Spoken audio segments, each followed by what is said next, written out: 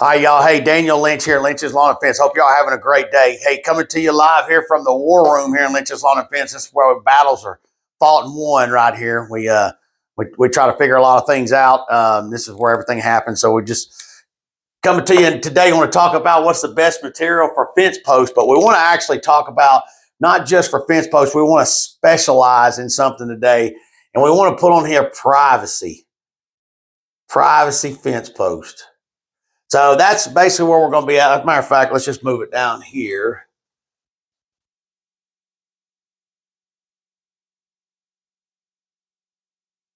And so there's a lot of different ways that you can go about doing this, talking about, there's a lot of different stuff out there on the market. There's a lot of decorative fences, but we just kind of want to stick with the fact of just doing a basic everyday 6-foot cedar fence or maybe an 8-foot cedar fence.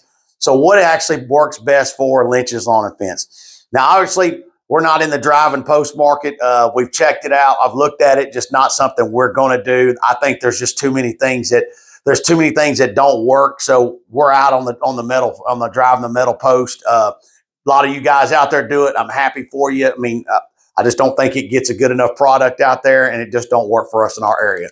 And there's also, like I said, there's a lot of decorative stuff that you can do and that require wood post or that you do wood post on.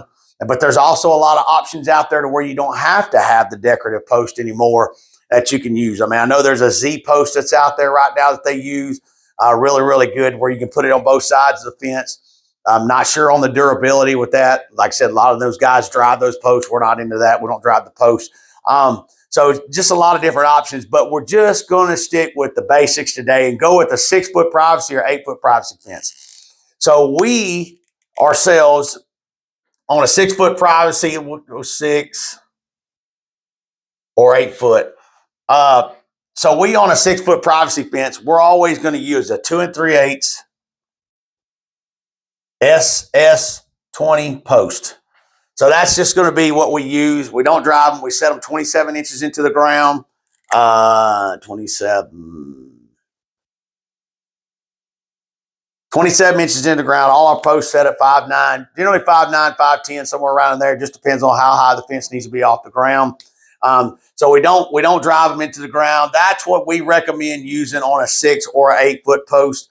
If we're doing an 8-foot post, then those posts right there, we'll go, generally speaking, on an 8-foot fence, they're going to be 10/6s. So they'll be 2'6". They're going to be 2'9" in the ground. No, 3'9" in the ground.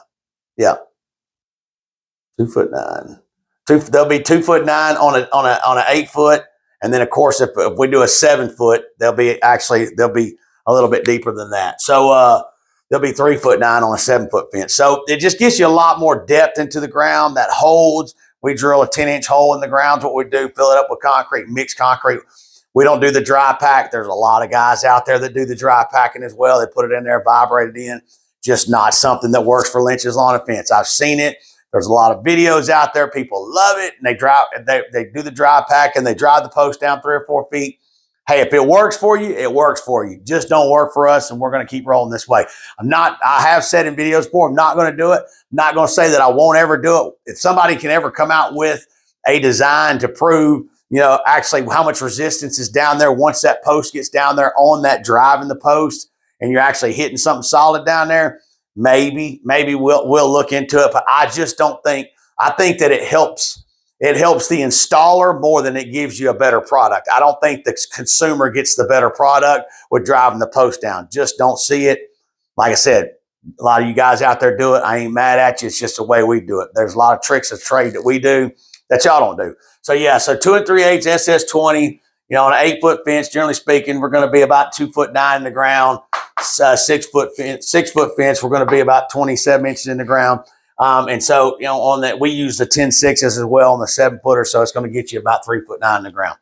So, that's just what we use on 2 3/8. Set our on a 6-foot privacy. All of our posts are set 8 feet apart. They're set 8 feet apart. There you go, 8 feet apart. So that's what we do. And so a lot of people say, well, I'll just put up 4x4s.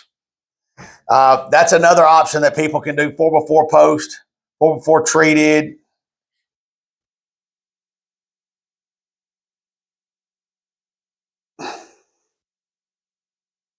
or cedar. And then some people do 6x6. We just don't use them. Not saying we won't use them. There are customers that we have out there that do like we're not messing with the 4x4s. Only way we're going to do a 4x4 or 4x4 post is if you have a whole one that's in a backyard and they need one post replaced. Yes, we'll go in there. But as far as say we're going to go out and sell a customer on a 4x4 treated post in the ground, nah. Lynches on a fence is not going to do it. It's just something we have not had a whole lot of success with. Lumber these days is just not quite the quality that it used to be. And so we've kind of bowed out away from those. Now, the 6x6 posts, we have used those. There's one we did in Shreveport here not too long ago for a doctor over there. Turned out really, really well. We have them. The pictures actually on our website that we used it. Man, it worked out great. The guy loved it, and it was good. It's just what they want. But as far as on just a standard 6 or 8 foot privacy fence, we will not use the 4x4 post. And depending on what this is, that we will use the 6x6s. And like I said, all these, let me scratch that out because we don't do that. So just to tell you, all these posts we do mix up. Like I said, a lot of people do it differently. We mix up the post. We mix up the Sakrete, put it around the post. Let the post sit for, a day or two, however long, depending on what the weather is. We let it sit, and then we get the concrete get hard, and then we'll come back and add the fence. So, y'all, like I said, what's the best material for fence posts? We're just talking about a standard 6 or 8 foot privacy. This is what we found out works the best here. This is what we found out works the best for our company. So, like I said, we try to stay away from we stay away from the 4x4 post on a new install for sure. If we need to, do some repair or something like that, we will. And if they want something special on the 6x6, we will do that. So like I said, not anything set in stone. It's just what works for this company. We've had a lot of success with it. And so not saying we won't ever change, but we're going to go with it right now because that's what works for us and what the customer base that we have out there is actually looking for. Hey, y'all can find us online, Lynch's Lawn and Fence LLC.com. You can find us on Facebook. You can find us on X, and you can also find us on YouTube. Our office is at 101 Crown Court Place, Bossier City, Louisiana. Phone number is 318-459-7837. If y'all have got any questions or anything, give us a call. We do our best to try to help you out. If we can answer any of your questions or if you just want to talk, give us a shout. Y'all have a good day.